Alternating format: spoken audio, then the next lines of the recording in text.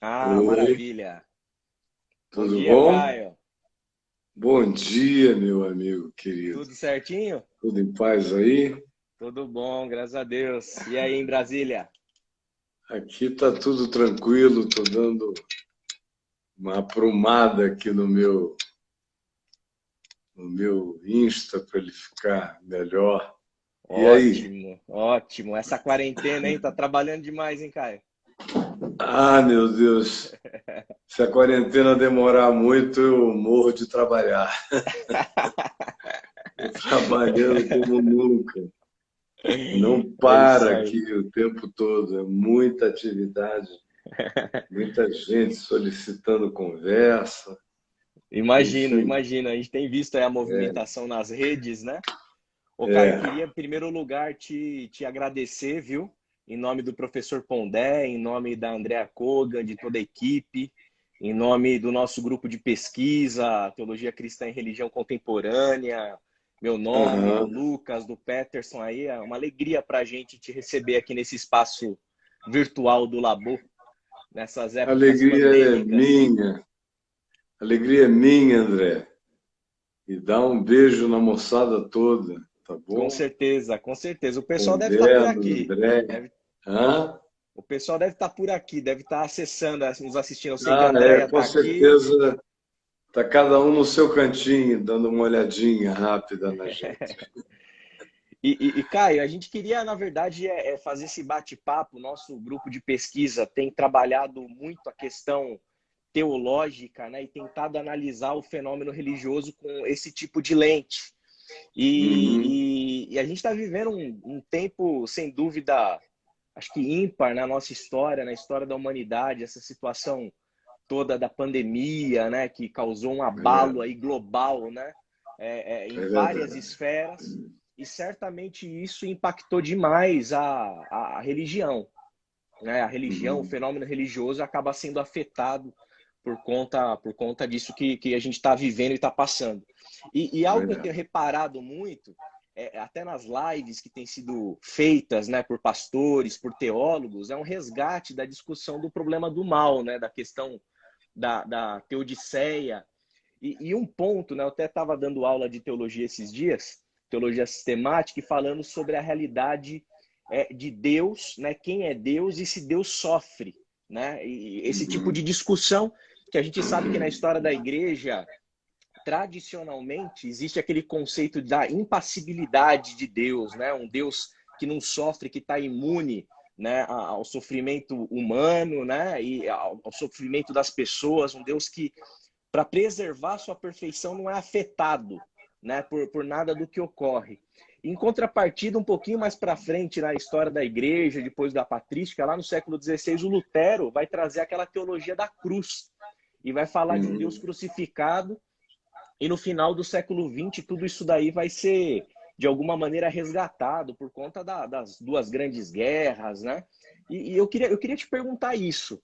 Deus ele sofre. Onde está Deus nessa pandemia, nessa situação que a gente está enfrentando? E mais, Uhum. como que Deus está se sentindo, né? Qual que é o patos divino diante, né?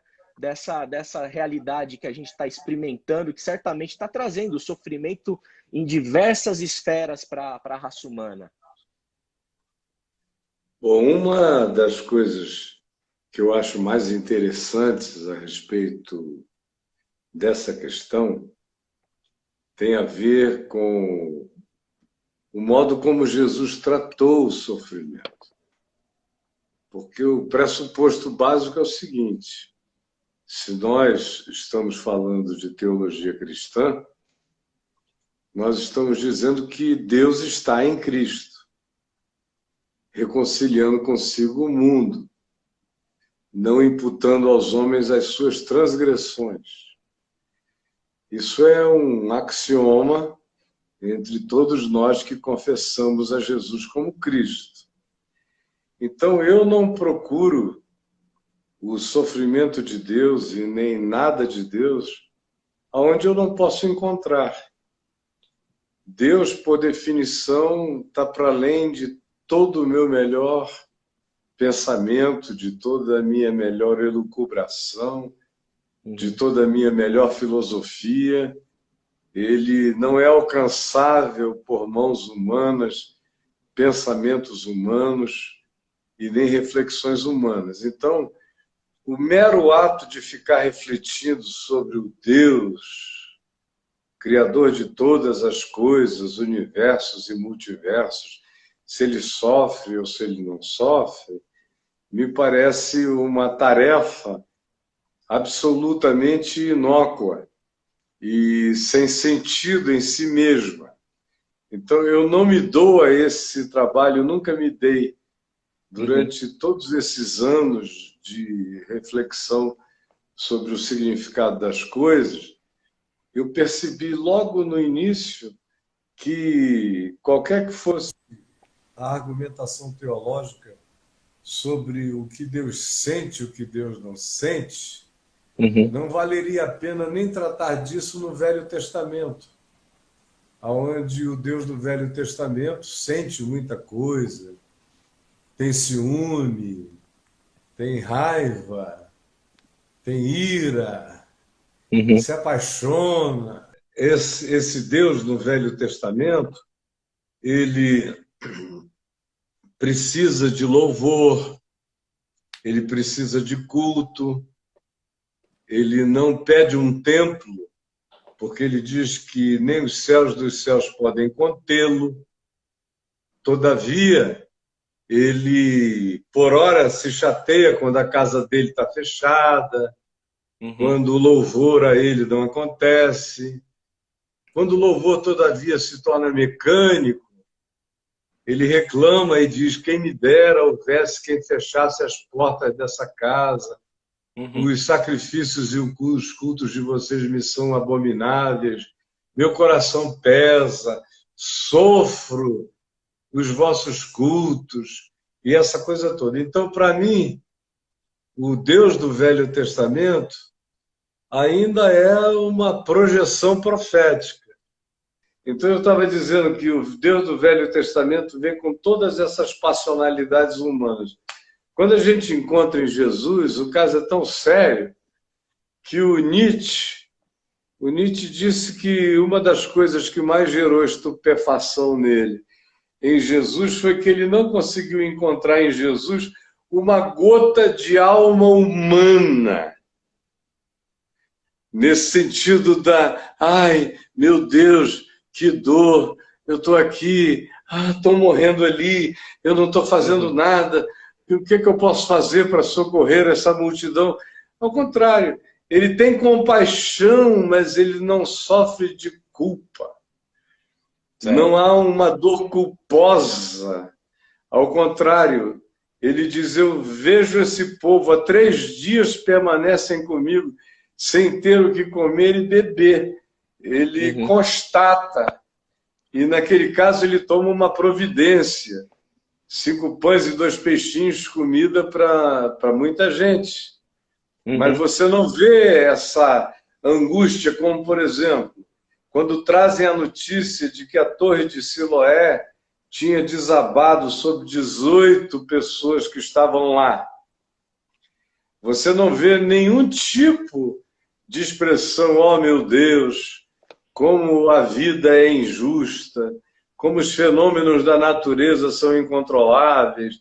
Não tem nenhuma discussão sobre a soberania de Deus a respeito.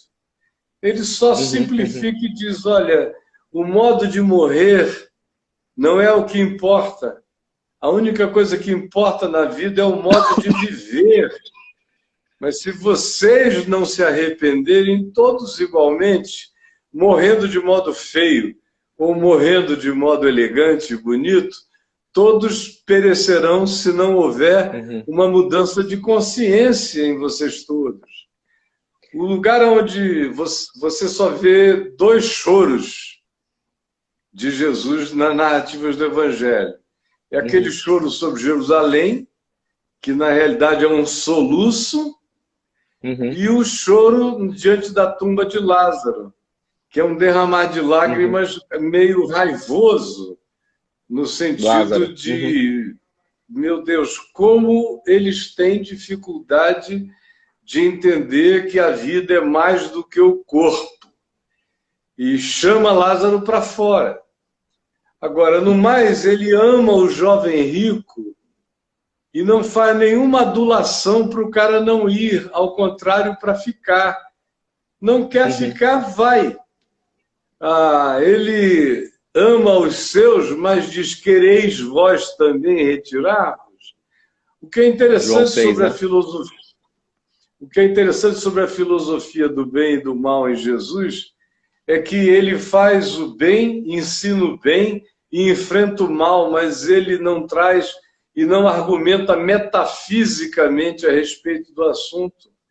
Até porque é uma argumentação absolutamente improdutiva. Mergulhar na fimose do bem e do mal, entrar nessa discussão para trás. A gente pode até discutir o Big Bang, mas o bem e o mal, Jesus não entra nessa questão, ele simplesmente trata o mal como mal, trata o bem como bem e trata a ambivalência como uma possibilidade cotidiana. Todo mundo pode carregar bem e mal, e todo mundo carrega bem e mal dentro de si.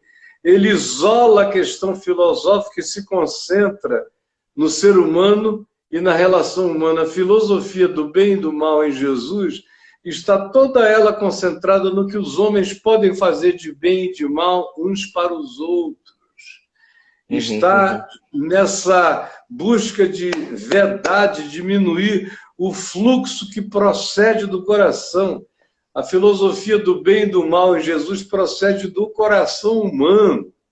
Tudo isso. E quando você fala e vê as calamidades, ou os choques, ou os embates cósmicos, meteoros, terremotos, isso, aquilo, Jesus não trata isso nem como bem, nem como mal.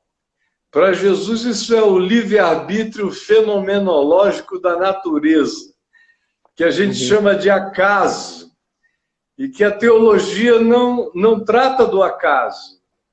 O acaso não existe na teologia, mas existe para Jesus. Para Jesus, contingência da vida. A contingência é livre-arbítrio fenomenológico da criação. Assim como eu, com minha capacidade de pensar e minhas limitações, todavia exerço responsavelmente o meu livre-arbítrio, a natureza tem o seu livre-arbítrio fenomenológico, que, como disse Laplace, quando apresentou os fenômenos que ele tinha descoberto e perguntaram onde está Deus no fenômeno, ele disse, eu não precisei dessa hipótese. Ou seja, a gente, na teologia cristã, só existe o bem e o mal. Ela é profundamente maniqueísta. Ela não abre espaço para o acidente, não abre espaço para o inexplicavelmente fenomenológico. Então, Deus não está presente dizendo essa pedra vai cair na cabeça do André, essa outra eu vou desviar. Se a pedra estiver vindo na sua cabeça, se você estiver na direção da pedra, a pedra vai te atingir. Exceto em alguns casos tão raros, que valeram a pena ser mencionados como exceção na Bíblia. Do contrário, é assim que a existência funciona. A meu ver, a teologia cristã se afasta muito da realidade e fica com esses diletantismos de pensamento de natureza aristotélica, tentando criar algum tipo de divisão compreensível, uma pedagogia do bem e do mal. Eu, por exemplo, já perdi muita gente, já sofri muita coisa, ainda vou sofrer demais até morrer, vou experimentar dores, perplexidades, sem perguntas. Eu aprendi com o meu pai que a filosofia de Jesus a gente só discerne pela fé porque ela não nos chega como uma explicação que pretenda atender a nossa racionalidade ciosa por respostas. Mas quando você simplesmente crê que o bem está aqui para eu discerni-lo e praticá-lo, o mal está aqui para eu rejeitá-lo, e os fenômenos naturais estão aqui para eu aprender a lidar com eles, essa filosofia da realidade, que é o que você encontra em Jesus, aonde Deus não está culpado por qualquer que seja o acontecimento com a vida, senão Deus iria viver em culpa de ter me dado milhões de espermatozoides para que todos eles, no momento áureo do meu prazer ejaculativo, se percam e só um fecunde. Então, o próprio ato da formação da vida já lhe dá com aquilo que nós humanos chamamos de um desperdício enorme. E que, no contexto da realidade da vida, não é desperdício, é semeadura. É como o semeador que saiu a semear, jogou 4 sementes, só uma vingou, outras se perderam. A existência mistura soberania de Deus, livre-arbítrio humano e livre-arbítrio do fenômeno natural, universal, que nos cerca.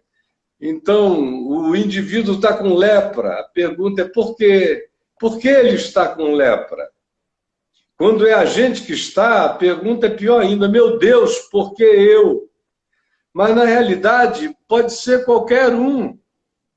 A gente foi chamado e recebeu a possibilidade de viver, de existir, e se tivermos mente saudável de pensar, mas não existe explicação razoável em nenhuma filosofia do mundo ou da Terra para a questão do bem e do mal, porque a questão do bem e do mal não são explicáveis. Eu posso, no máximo, dizer que o mal decorre do bem por antítese.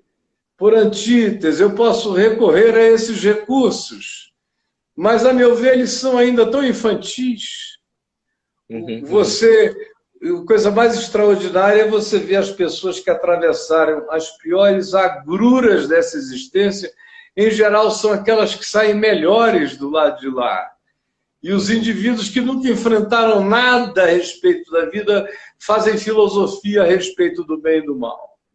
Então, tem alguma coisa séria para nos ser ensinada aí, de como a filosofia, da maioria das vezes, sobre o bem e o mal, é um exercício de diletantismo de quem não está sofrendo nada.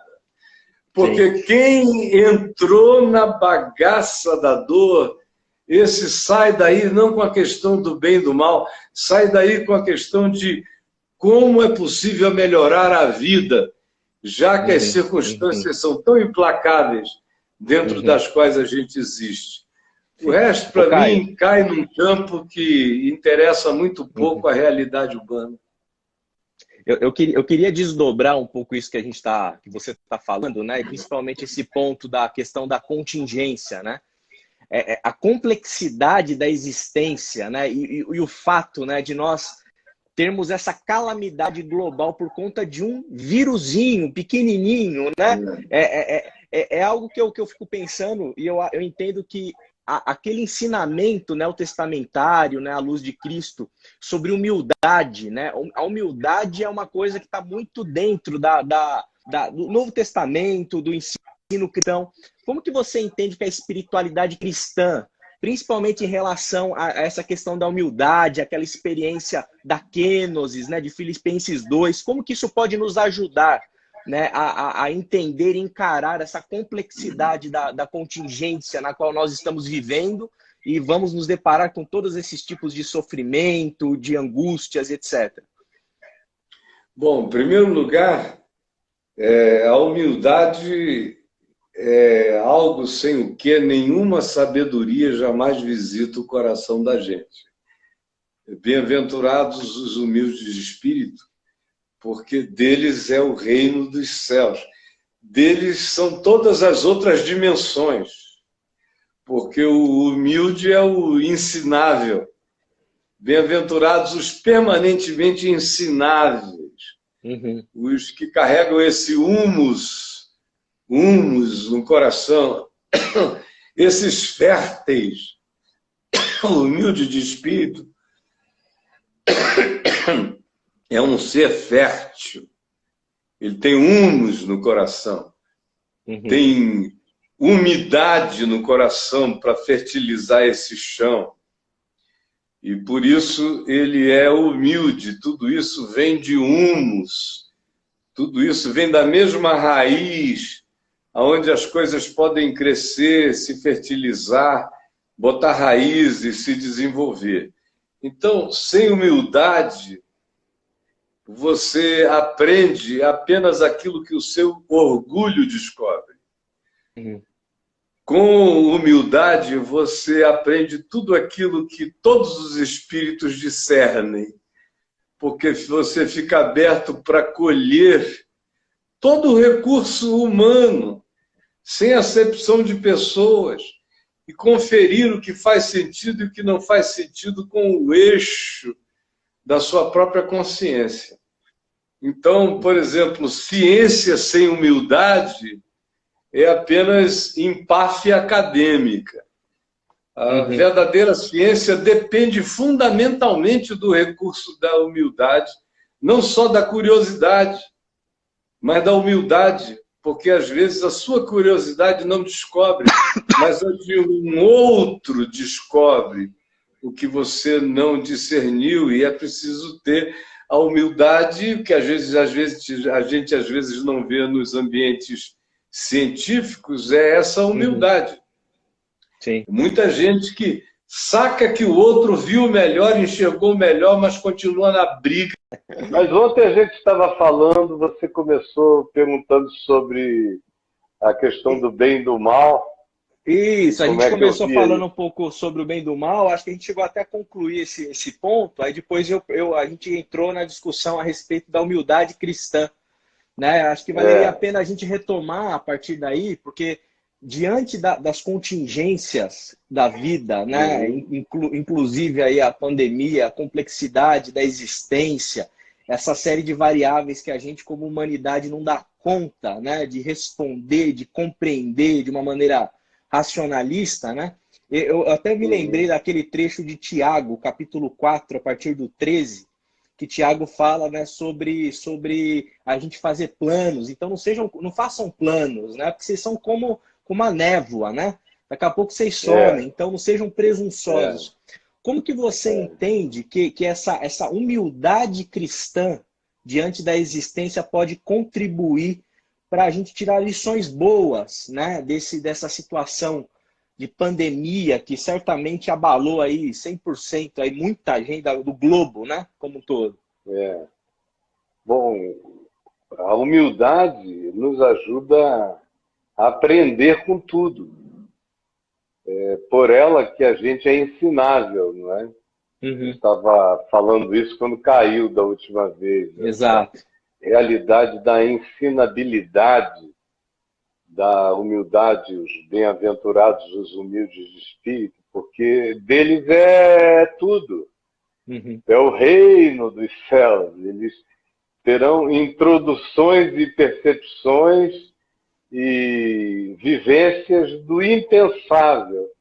Os que são humildes porque não resistem à graça de Deus em si, não resistem à graça de Deus na sabedoria, não resistem à graça de Deus na ciência, não resistem à graça de Deus no pensamento, não resistem à graça de Deus nas soluções, não resistem à graça de Deus nas novas metodologias melhores do que as que a gente possuía, não resistem. O humilde é um cara aberto em estado de absorção, assim como hoje em dia a gente sabe que o nosso cérebro tem uma estrutura humilde, ou seja, ele é totalmente flexível, maleável, plástico, adaptável. A humildade é o que está na base da vida, da adaptação, é a humildade que está na base da evolução, é dizer, esse caminho não dá, é por aqui que é melhor. De modo que sem humildade, a vida não acontece, não melhora, não cresce, não se adequa, não se adapta, não aprende. E a própria ciência, que exalta muito a curiosidade científica, Mas o cientista curioso, que não seja humilde, vai ficar limitado na sua própria genialidade. Não tem ninguém que tenha chegado a nenhuma grande conclusão científica em nenhuma dimensão da ciência que não seja herdeiro de muitos legados, de muitos outros, de muitos achados, de muitas conjunções, sem as quais a gente não evoluiria, e para evoluir a gente não pode brigar com elas, a gente tem que examinar todas as coisas e reter o que é bom, como Paulo disse, e que só faz isso quem tem um coração humilde. Eu acho extraordinário que Jesus disse: eu sou manso e humilde de coração. E assim ele ensina também um princípio universal de como Deus é o Deus da adaptação, Deus é o Deus absolutamente coerente com a criação que ele criou. Ele criou uma criação que é coerente com ele. Ele cresce junto no processo, não que ele esteja por ser acabado, mas porque o processo inteiro é nele. Se o processo inteiro é nele, Deus é humilde. Se o processo é nele. E nós estamos nos autodeterminando em todas e tantas direções, e há essa liberdade, porque a liberdade também é uma concessão do humilde de espírito. O que não é humilde de espírito não faz concessões à liberdade de ninguém. A experiência da kenosis, né, de Filipenses capítulo 2 também retrata bem isso, né? O Deus encarnado que não se apega ao ser igual a Deus, né? Isso.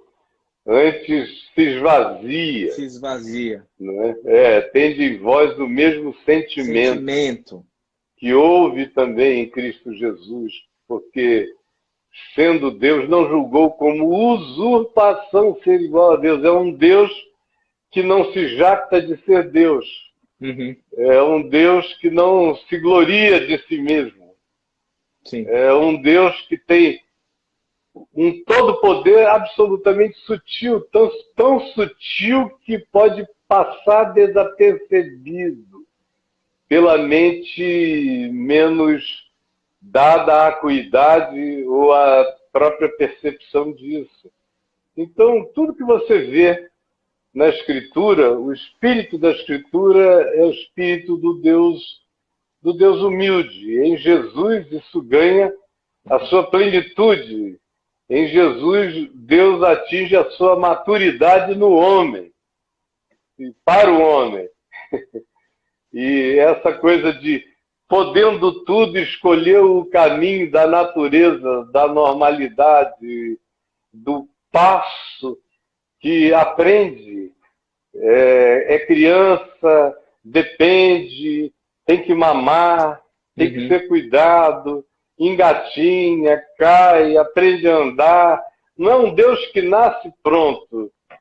É um Deus que vai crescendo para a gente ver como é ser homem. E como diz lá Filipenses 2, obediente até a morte, morte de cruz.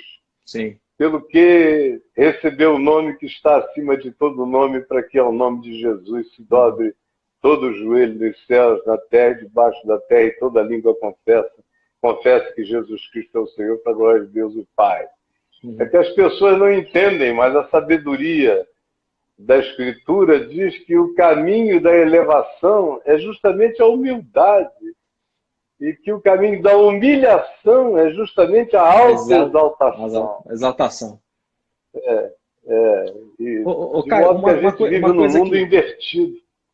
Uma coisa que eu acho interessante é que, assim, embora isso pareça, né, tão óbvio à luz do próprio relato bíblico, né, que a gente está comentando aqui alguns exemplos, né, me parece que dentro do fenômeno religioso, e eu não quero generalizar, mas uma boa parcela até do protestantismo, né, o ímpeto parece que é contrário a essa humildade. Existe uma pretensão, existe uma soberba, até na forma do labor teológico, da forma como o labor teológico é feito, a fala, né, teológica de muitos grupos, né, de muitas lideranças, ela vai, parece, na contramão dessa humildade.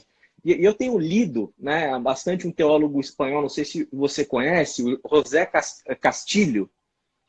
De nome. Ele vai trabalhar a necessidade de uma priorização, de uma cristologia, né? Ele vai criticar justamente aquilo que eu comentava ontem, dessa filosofia grega que nos priva de priorizar a lente de Cristo para interpretar o Evangelho e interpretar o mundo. Né? É o que eu chamo de a chave hermenêutica. Jesus Exato. tem que ser a chave hermenêutica de tudo. Não é? Se eu sou cristão, e se Jesus tem o significado que eu digo que Jesus tem, então ele tem que ser a minha chave hermenêutica. Eu estou dizendo isso há muitos anos, já fui chamado de herege, até mesmo dentro do protestantismo, por dizer que Jesus é a única chave hermenêutica. Mas o pessoal quer Jesus mais Aristóteles, querem Jesus mais Tomás de Aquino, querem Jesus mais Constantino, mais Agostinho, querem Jesus mais Calvino, querem Jesus mais a Confissão de Fé de Westminster, que tem coisas muito boas. Mas não é a minha chave hermenêutica. Ela estava presa no espaço-tempo. Todos esses caras foram filhos da sua geração. O Calvino foi condicionado pela noção de espaço-tempo da física newtoniana, foi condicionado em todo o seu olhar por tudo que a ciência contemporânea, e ele não era contrário a ela, ele gostava dela, mas ela ainda era muito limitada se comparada com o que aconteceu depois, e assim por diante. Muito influenciado então, Jesus... por Aristóteles, né?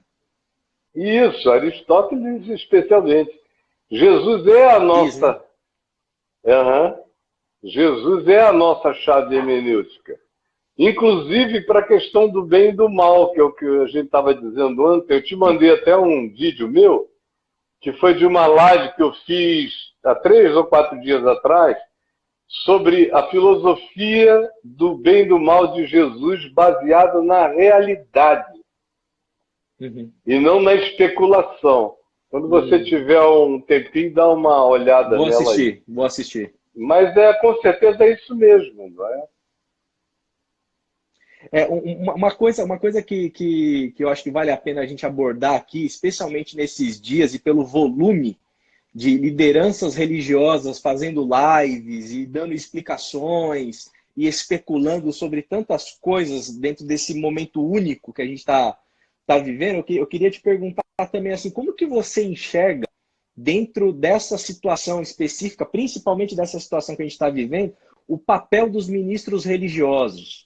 Né, um padre, um pastor, né, que não tem tem uma parte da formação dentro de uma linha de psicologia, talvez alguma coisa de psicanálise, mas não é o core ali da formação deles, né? E eu me incluo também nisso como ministro religioso. Como que você entende o papel de um ministro religioso dentro desse tempo, né? A resposta, a forma da pastoralidade ali dos membros das comunidades, e assim por diante. Qual que é o papel, né? Eu acho que é o mesmo de sempre. Porque a questão é ser reconhecido como figura humana, como o que aconteceu com Jesus. Sendo o que era, foi reconhecido como humano em plenitude. Eu acho que a grande questão, e as pessoas não estão, de fato, procurando alguém que apresente um currículo com uma formação extraordinária. As pessoas estão querendo gente. Pessoas. São pessoas que ajudam pessoas. São humanos que ajudam humanos. São corações solidários que ajudam o que está quebrado. São os com capacidade de chorar com os que choram e se alegrar com os que se alegram. Os que têm o poder de se abaixarem para juntar e tem também o poder de, em pé, olharem no olho e se alegrarem com o outro. O mundo pode mudar o que o mundo mude tecnologicamente, mas a alma humana não é pós-moderna e nem é da sociedade líquida. A alma humana continua a ser primitivamente carente de afeto, de toque, de emoção, de amor, de acolhimento, de respeito, de silêncio para ouvir. A alma humana carece e busca isso que a gente acha que é coisa de somenos. O pastor se acha pequeno quando ele é só generoso, quando ele é só carinhoso, quando ele é só meigo, quando ele é só acolhedor. Aí ele vai fazer cursos de pós, e isto, e aquilo outro, para voltar frequentemente, não é sempre, mas frequentemente voltar mais distante, mais tomado por algumas empáfias, incapaz de fazer uma comunicação que seja visceral com as pessoas. O que a alma humana quer é encontrar um outro, encontrar um semelhante, sem pedância, sem onipotência, sem onisciência e sem nenhuma presunção de que nele habita alguma coisa superior àquilo que é a carência daquele irmão. A gente tem que fazer como Isaías 58 manda. Isaías 58 diz que você só ajuda as pessoas quando você é capaz de abrir a sua própria alma com o aflito. Por exemplo, eu aprendi isso para mim mesmo, muito cedo com meu pai, que foi meu grande mestre. E eu via como ele tratava. O meu pai ouvia a pior história do mundo de alguém. E antes de dizer qualquer coisa, ele contava a pior coisa dele parecida com aquilo. E você já via o indivíduo ir se iluminando quando ele dizia: é mesmo, meu filho, eu sei como é isso, porque eu já padeci, não exatamente a mesma coisa, mas assim, vivi. Quando era um erro dele, era um erro dele. Quando era só um sofrimento, era só um sofrimento. E aí depois ele introduzia um processo inteiro para ajudar o indivíduo a sair daquele buraco. Mas um buraco no qual ele se colocou de novo para sair junto. Aí quando você é assim, sinceramente assim, em qualquer época ou civilização, o ser humano, mesmo que ele esteja acompanhado de um robô com inteligência artificial, ele vai chorar diante da empatia sincera da tua manifestação. Isso é eterno, é perene, enquanto nós formos como somos e estivermos aqui com as nossas ambiguidades, ambivalências e fraquezas. O verdadeiro pastor é aquele que dá a vida pelas ovelhas, que se aproxima, que se identifica, que se solidariza, e por isso elas ouvem a sua voz, reconhecem, sabem quem ele é, por causa da intimidade e da verdade do encontro.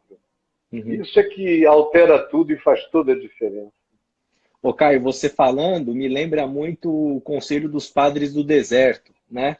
Alguns deles falavam que no processo de mentoria, quando alguém vinha te confessar um pecado, e se você tivesse passado por aquele mesmo pecado, que você confessasse para o seu confessor também, né? Que isso humaniza a relação, né? Coloca a pessoa no mesmo patamar.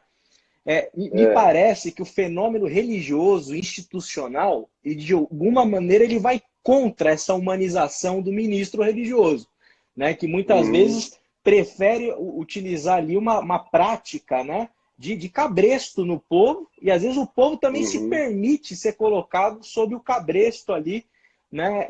Na realidade, o povo espera que o pastor seja um ser superior. Porque depois de muitos anos de condicionamento, o pastor virou um ser superior, o padre, o sacerdote. O anjo da igreja. Seres superiores. Isso, o anjo da igreja. E só ele pode batizar, porque ele é um ser superior. Só ele pode dar a ceia ou a Eucaristia na missa, porque ele é um ser superior. Só ele pode oficiar determinados atos, porque ele é um ser superior. Eu estou falando dentro de comunidades e igrejas estruturadas, historicamente falando. Uhum. Nos grupos neopentecostais, por exemplo, quem tiver mais perto vai e faz, depende da hora.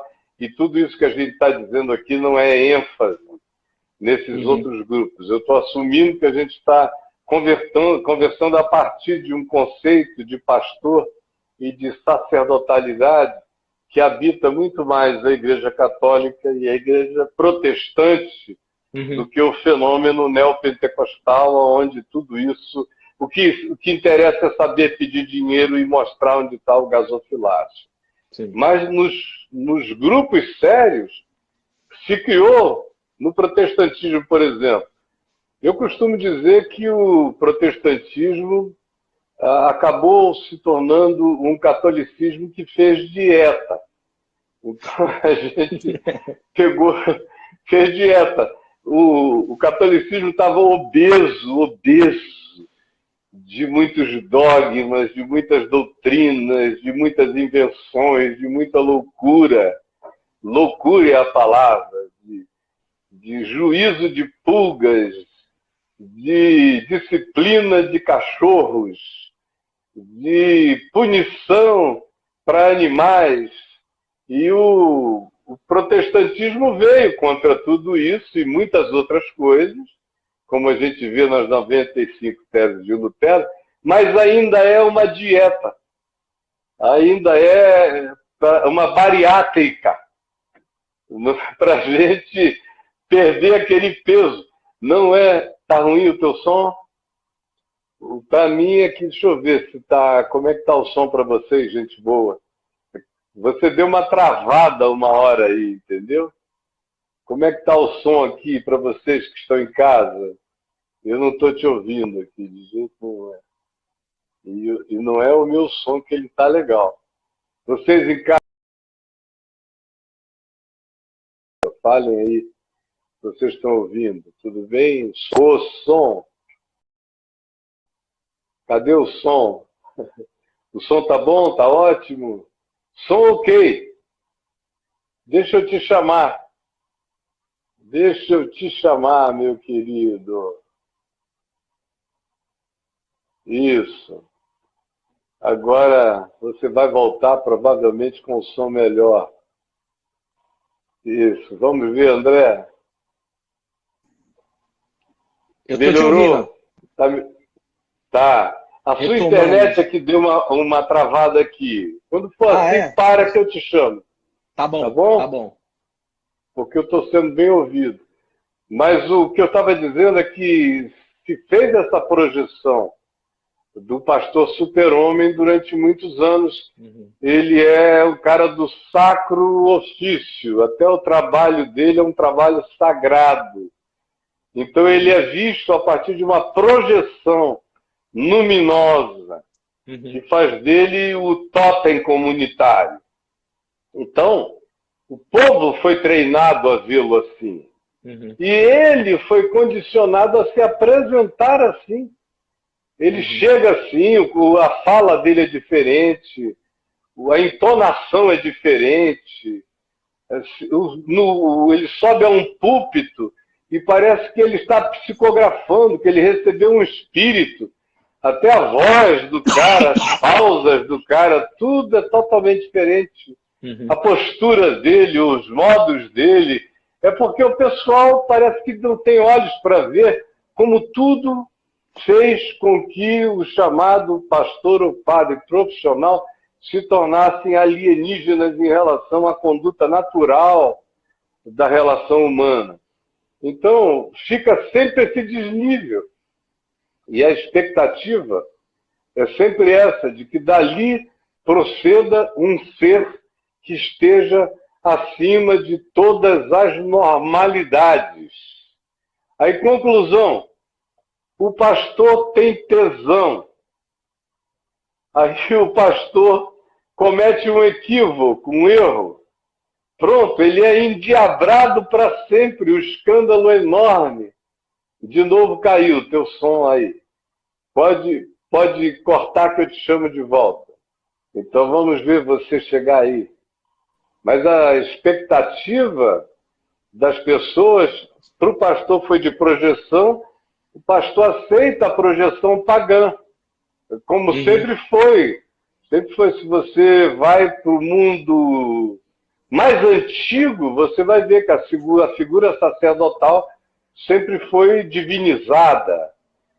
Tanto no Antigo Egito, quanto em qualquer que seja outra cultura da Ásia Menor anterior aos evangelhos, era assim, na cultura romana, aqui todo em maias, astecas, incas, nazca, ou nas tribos do Amazonas, você tem até a divisão entre o cacique, que é um ser que responde pela comunidade, e o pajé, que é o cara que fala pela divindade na comunidade. E no cristianismo não foi diferente, e continua a ser.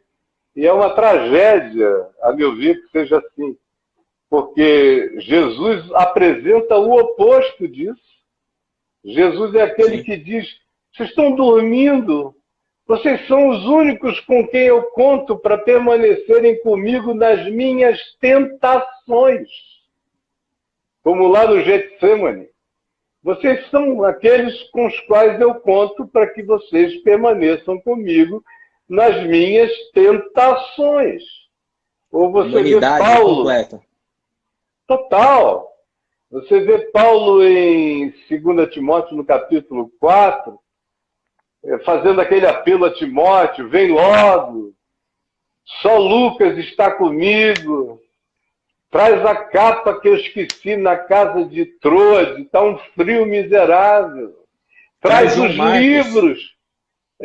Traz os livros que eu deixei lá. Eu estou em estado de tédio nessa prisão. Traz os livros para eu animar a minha mente. Não deixa de trazer a João Marcos, porque ele me é útil para o ministério agora. Traze-o comigo, contigo. E vem logo. O frio está aqui. E, eu sofri de tudo. Alexandre o Latoeiro causou-me grandes males. Na minha primeira defesa, ninguém da igreja se levantou em meu favor. Mas o Senhor me salvou da boca do leão. O que é isso? É um pastor parecido com esses que a gente tem aqui? Ou é um cara que, sem saber, eternizou a fragilidade apostolar numa carta tão visceral, tão humana, tão absolutamente singular? Então eu diria o seguinte, para esses grupos de mentalidade muito pagã, para quem o pastor tem que ser um cara da Liga da Justiça, ou um orador do panteão greco-romano, isso pode até não ser bom quando eles estão querendo entrar numa campanha de prosperidade para ganhar dinheiro. Mas na hora que o filho está doente, a mulher está sofrendo, eles estão com angústia e que não serão visitados, mas se o fossem, eles gostariam de ser por gente capaz da lágrima, da dor, da empatia. Eu fico vendo todo dia, por exemplo, pessoas vivendo situações inimaginavelmente horrorosas. Como eu contei uma história hoje de manhã numa live que eu fiz com o Marcelo Marrom. Histórias horrorosas. Aí a pessoa vai e te manda um vídeo. E você ouve aquele vídeo com vontade de se meter na fresta do chão, com tanta agonia pela dor dela e com tanta impotência em você mesmo. Aí você vai e faz um vídeo de volta. A pessoa está em outro país. Não é nem presencial. Está em outro país. E você faz um vídeo só dizendo da sua impotência, da sua lágrima, da sua dor. eventualmente chorando e derramando lágrimas com ele, com ela, e se tornando um com eles em toda a possibilidade da sua unidade com o próximo. Não diz nada, não filosofou nada, não teologizou nada, não apresentou nada, mas a pessoa te devolve uma outra palavra, um outro vídeo, dizendo: você não sabe como a palavra que você me trouxe me levantou da morte, da minha agonia, e você não fez nada a não ser deitar do lado dela, na mesma tumba, e dizer: eu estou aqui contigo. Então, são essas as grandes realidades de Jesus, porque a cruz, o que é a cruz? A cruz é solidariedade. É um morreu por todos, logo todos morreram, para que aqueles que vivem não vivam mais para si mesmos, mas para aquele que por eles morreu e ressuscitou, não é? Essa é a pregação que não se quer crer, quem creu em nossa pregação. E aí toda a descrição é: ele levou, ele tomou, ele carregou, ele experimentou, ele sofreu, ele foi moído. Tudo tem a ver com ele e nós, ele e nós. Isso é ensino pastoral, isso é ensino humano, isso é ensino de como um ser humano tem que ser com outro ser humano. O que passar disso faz parte apenas da nossa vaidade acadêmica, mas se a gente estiver falando de gente, o que gente precisa é isso. O que gente clama, pede, demanda é que isso aconteça. E quando o cara tem uma ideia equivocada sobre a figura do pastor como sendo um super-homem, e você chega homem, e ele está doente, e ele está em dor, ele logo troca no imaginário dele a figura do super-homem inatingível e prefere infinitamente mais esse outro, que chora, que abraça, que se quebranta, que se condói, que não é onipotente, mas é quase unissensorial com ele. Essa sensorialidade amante e fraterna que faz toda a diferença. E é impressionante, né, Caio? Você falando, né? Eu estou lembrando aqui de algumas situações, alguns dilemas, né? Que agora, recentemente, na Igreja Católica, o problema do sacerdote, né, lá na Amazônia, né? Isso foi discutido agora recentemente no Sínodo, né? E um dilema difícil deles saírem, né, e se resolverem em relação a isso, por conta do problema do dogma ali, né? A coisa está tão engessada que você não tem alternativa. Um exemplo que pode parecer besta, mas é interessante agora, nessa época de pandemia, os pastores, eu estou em grupos de pastores de WhatsApp, como que nós vamos celebrar a ceia? Né? Se você não vai ter ali coisa mais simples que tem. Mais simples que tem, se né? Você mas quiser assim, celebrar a ceia aqui comigo. Mas na lógica deles, né? Como que os irmãos vão todos prepararem os elementos nas suas respectivas casas? Pelo amor de Deus, é um pãozinho desse tamanho. E um vinhozinho desse tamanho. O pessoal está acostumado a entornar garrafas e comer 2 baguetes enormes. Qual é o problema? Qual é o problema? Eu, por exemplo, vou fazer ceia aqui. Sim. Vou fazer ceia. Meu pão, meu vinho com a minha mulher e as centenas e milhares de outros irmãos em outros lugares, cada qual com seu pão, com seu vinho, com a sua família, nos seus ambientes, porque graças a Deus o coronavírus vai também poder, se a gente quiser, acabar com o pastor gestor de sacramentos. Mas tem que acabar com esse cara. Hã? Oi? Democratizar agora, democratizar, né? Pois é, pelo amor de Deus. Pelo amor de Deus, assim também os casamentos. Todo pai crente deveria casar sua filha que está casando. Se o pai do noivo também é cristão, ambos deveriam casar os filhos, como era na antiguidade. Quem foi que casou José com Maria e todo mundo que veio antes deles? se for chamar um rabino, isso é uma coisa que acontecia em família. A ceia também em família. A pressuposição, por exemplo, de Paulo, citando Jesus, é todas as vezes que comerdes este pão e beberdes este vinho, não é numa hora especial, é toda a refeição, é todo o sacramento, é todo o momento, é eucarístico, é ação de graça.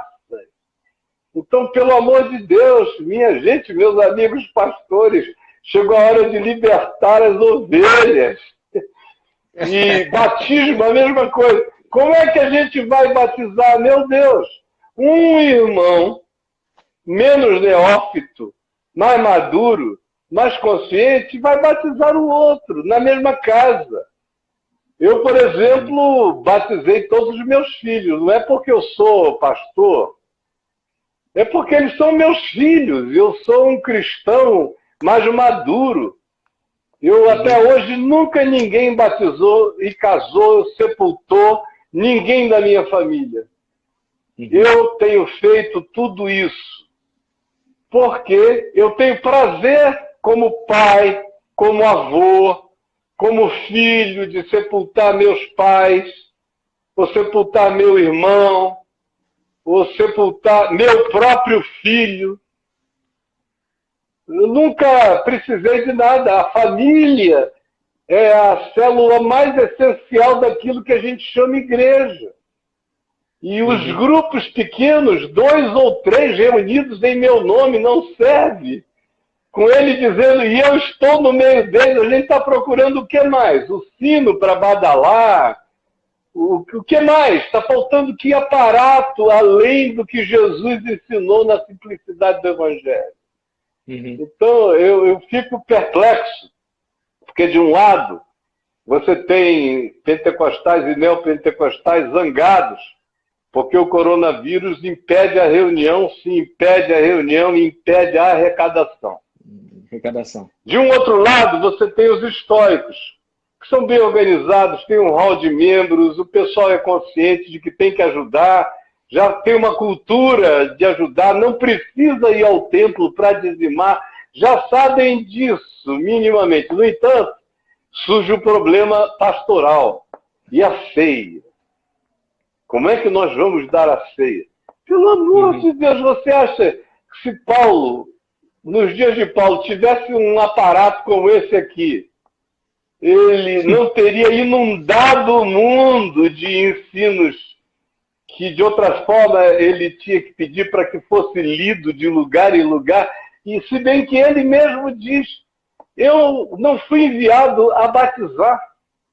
Por exemplo, no meio de vós, eu não me lembro se eu batizei ninguém, talvez apenas alguns da casa de Cléo. Mas não tem nem lembranças de tão pouco importante que isso era do ponto de vista da palavra que ele carregava. Agora, os coríntios, aqui... inclusive, ele fala, né? Graças a Deus que eu não batizei nenhum de vocês, né? Para ele não ser supervalorizado. Capítulo 1. Talvez alguns, apenas alguns, se eu me lembro. Ele nem tinha essa memória vívida para ele. E a gente tem aqui, 221 pessoas nos assistindo nesse momento. Se a gente quisesse fazer uma ceia, teríamos avisado, todo mundo prepararia um cálice de vinho, um pedacinho de pão, eu aqui com o meu, você aí com o seu, e nós iríamos fazer a ceia, todo mundo ia ser lindamente edificado, maravilhosamente edificado.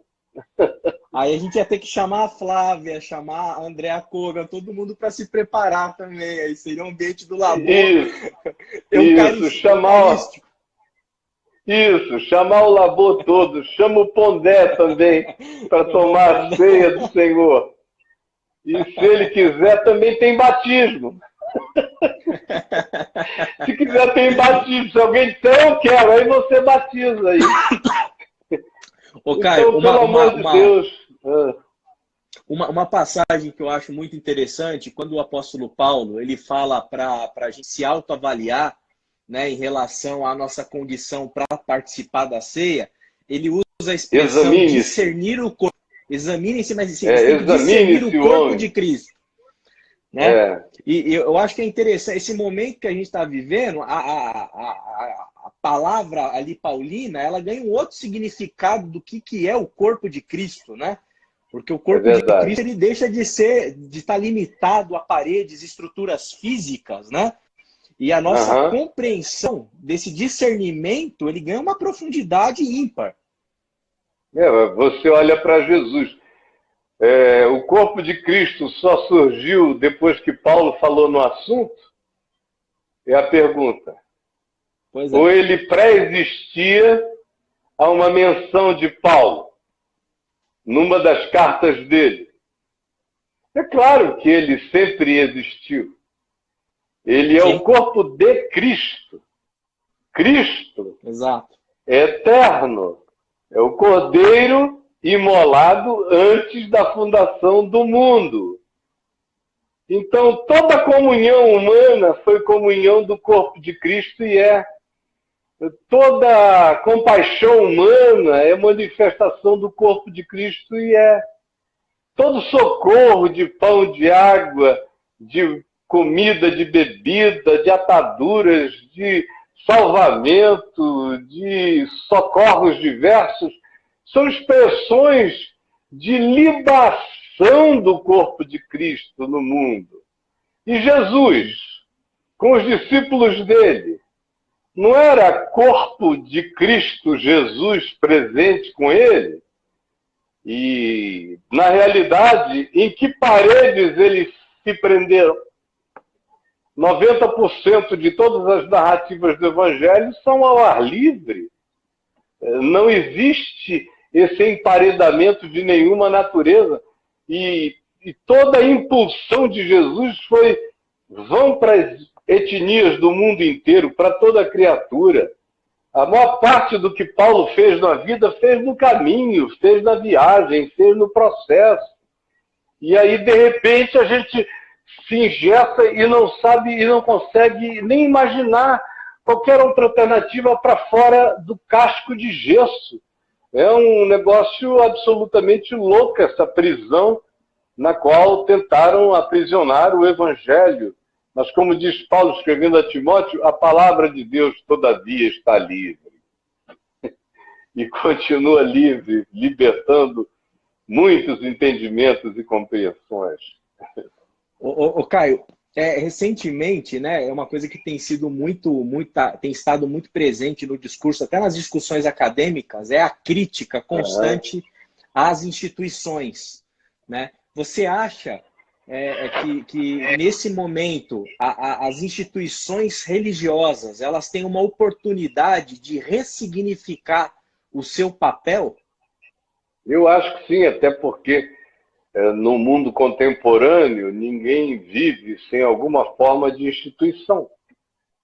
Eu posso, até aqui a minha casa é uma instituição. A água chega no nome de alguém, a luz, o aluguel, o contrato, tudo que a gente faz. Eu sou uma instituição ambulante. Eu tenho um monte de números e de códigos que me caracterizam para entrar, para sair. Eu sou uma instituição internacional, eu tenho que usar o meu passaporte para atravessar uma certa fronteira. Então, essa briga com relação à institucionalidade é infantil. A briga certa é contra a institucionalização, que é uma outra história, não é só uma diferenciação semântica. A institucionalidade é a qualidade do que está instituído. A institucionalização é admitir que nada existirá sem que entre no processo e no rito que eu chamo de institucional. Aí isso é pecaminoso, é diminutivo, é mediocrizante, arruína a liberdade do ser humano. A qualidade de que você seja inegável. Agora, eu não posso transformar regimentos ou condicionamentos em coisas que se tornem maior do que o significado da vida. exemplo, Jesus tratou disso em Marcos 7, quando ele fez aquele choque entre a qualidade da vida, a institucionalidade e a institucionalização. A institucionalização ele tratou como os líderes da religião designando a oferta Corban e dizendo, olha, se alguém tem alguma coisa a dar ao pai ou à mãe, mas quiser dar para o templo, ao invés de ajudar o pai e a mãe, conforme o mandamento honra teu pai e tua mãe, para o templo e nós designamos a sua oferta com o protocolo de Corban, que significa dedicado ao Senhor, mesmo que se estivesse transgredindo o mandamento de Deus. Marcos 7. Já a institucionalidade é para a mãe. Pai e mãe são instituições da... É a partir deles que eu estou aqui. Meu significado vem do meu pai e da minha mãe. Eles carregam uma relação de institucionalidade paterno-materna com a minha filialidade. Tem uma qualidade de vínculo.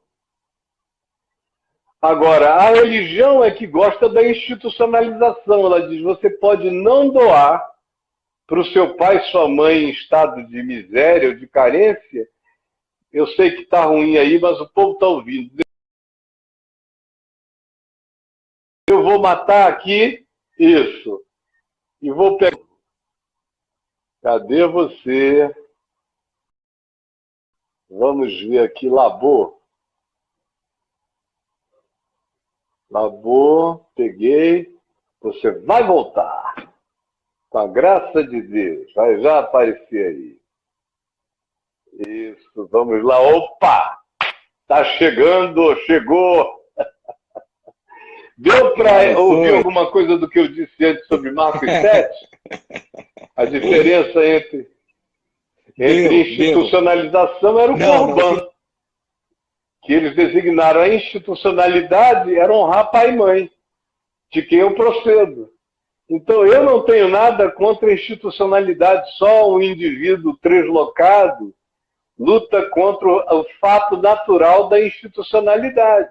Eu sou absolutamente contra a institucionalização que modela, que prende, que diminui e que mata toda a criatividade da vida, toda a expansão da vida andando na direção daquilo que é o essencial. A institucionalização lida com a tradição. A institucionalidade lida com a criatividade da demanda da vida no momento. Pô, Caio, que papo gostoso, agradável, hein? Muito, muito gostoso poder conversar contigo. E a gente pode fazer muitos outros, tantos quantos você queira. A gente vai marcando, com certeza, vai conversando e vai ser uma delícia. Mais uma vez, muito obrigado, viu, por ter separado esse tempo aqui para estar com a gente aqui no Labor, conversando com todo o nosso povo aí, o pessoal que tem nos seguido. E mais uma vez, viu, gratidão. A gratidão é minha, meu irmão querido. E dá meu beijo aí em cada um. E na Andrézinha, que é uma querida, muito amada. E com certeza. Diz ao Pondé que eu mandei um beijão carinhoso para ele. Muito carinhoso. Que a gente podia pensar em fazer uma hora dessa, uma live. Nós dois, um pouco mais para frente. Com certeza. Eu vou passar agora o recado para ele, né, via Andréa. Vamos ver se a gente consegue agendar sim esse bate-papo seu com o Pondé. Tenho certeza que vai ser muito bom, vai ser maravilhoso aí ouvir os dois. E mais uma vez, obrigado e uma ótima tarde para você. E vamos ver se a gente retoma aí esse bate-papo em outra oportunidade. Que bom, que bom. Vamos ter outros. E hoje à noite eu vou estar aqui. A gente se prepara para o momento eucarístico, né? Prepara a ceia. Isso aí, da próxima vez a gente já traz pão e vinho. Aí você chama a Adriana aí, eu chamo a Aline aqui, a gente faz uma coisa muito gostosa. Chama a moçada e vamos partir o pão com quem está na nossa casa. No meu caso aqui, Adriana, aí. você sabe que eu fui batizado na Igreja Católica quando eu era criança, infante, conforme o rito católico da família do meu pai. Aí chegou a vez da família da minha mãe. E eu fui batizado na Igreja Presbiteriana, pelo reverendo José Matos Filho, lá na primeira Igreja Presbiteriana de Manaus, onde depois, 20 anos depois, eu me tornei pastor junto com meu pai. E fui ordenado lá também. Bom, só que, quando eu me converti, eu já tinha sido batizado na Igreja Católica, já tinha sido batizado na Igreja Presbiteriana e me converti sozinho. E aí aquele quebrantamento do amor de Deus explodindo dentro de mim. Primeiro dia de convertido. Eu peguei a minha moto, saí, fui para fora da cidade de Manaus, botei a moto na floresta, saí correndo por dentro da floresta, encontrei um igarapé 4 quilômetros depois, aquela água cristalina, cercado de buritizeiros. Aí eu, chorando, me joguei para trás, em nome do Pai. Aí abri os olhos, vi aquele céu lindo, saí, em nome do Filho. Aí saí, em nome do Espírito Santo.